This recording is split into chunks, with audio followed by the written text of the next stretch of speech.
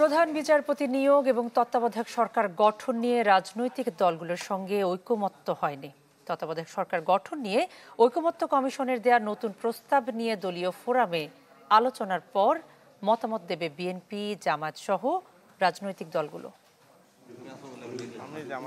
Foreign service একাডেমিতে জাতীয় ঐকমত্য কমিশনের সাথে রাজনৈতিক দলগুলোর দ্বিতীয় দফায় ১১তম দিনে আলোচনা হয় প্রধান বিচারপতি নিয়োগ, তত্ত্বাবধায়ক সরকার গঠন পদ্ধতি ও জরুরি অবস্থা জারির বিষয়ে।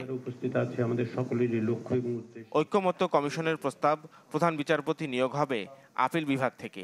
এই প্রস্তাবে সব রাজনৈতিক দল একমত হলেও একজন নাকি দুইজন জ্যেষ্ঠ বিচারপতি থেকে প্রধান বিচারপতি বাছাই করা হবে, এই বিষয়ে তৈরি হয় মতানৈক্য। প্রধান বিচারপতি নিয়োগের ক্ষেত্রে জ্যেষ্ঠতার ভিত্তিতে প্রধান বিচারপতি নিয়োগপ্রাপ্ত হবেন আপিল বিভাগের জ্যেষ্ঠ বিচারপতিদের মধ্য থেকে। আপিল বিভাগের জ্যেষ্ঠতম যারা কাজে আছেন, দায়িত্ব পালনরত আছেন, সেখান থেকে আমরা অ্যাটলিস্ট দুটো অপশন আমরা সেখানে ওপেন রাখতে বলেছি। সংবিধানে তত্ত্বাবধায়ক সরকার ফেরাতে সব দল একমত, তবে বিচার বিভাগ এবং রাষ্ট্রপতিকে বাদ দিয়ে তত্ত্বাবধায়ক সরকার গঠনের প্রস্তাবে দলীয় ফোরামে আলোচনার জন্য সময় চান রাজনৈতিক দলগুলো।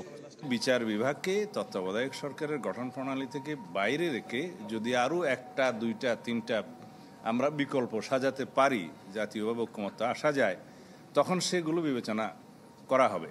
তবে এই বিষয়ে ঐকমত হয়নি, রাষ্ট্রপতিকে এই জায়গায় যাতে না আসতে হয়। আর অভ্যন্তরীণ গোলযোগে জরুরি অবস্থা ঘোষণা নয় বলে মত দেন বিএনপি।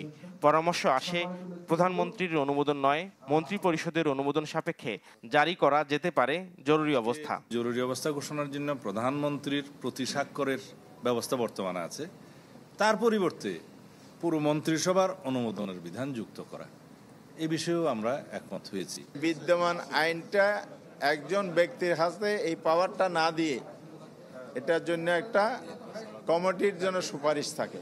কমিশন সহ সভাপতি বলেন, ফ্যাসিবাদ মুক্ত রাষ্ট্র কাঠামো গড়ে তুলতে রাজনৈতিক দলগুলোর একমত হবার বিকল্প নেই।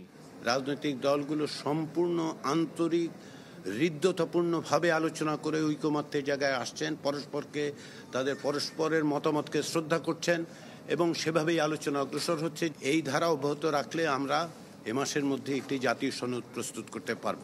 চলতি মাসের মধ্যেই গুরুত্বপূর্ণ প্রস্তাবে একমত হয়ে জুলাই সনদ ঘোষণা করতে সবার সহযোগিতা চান ঐকমত্য কমিশন।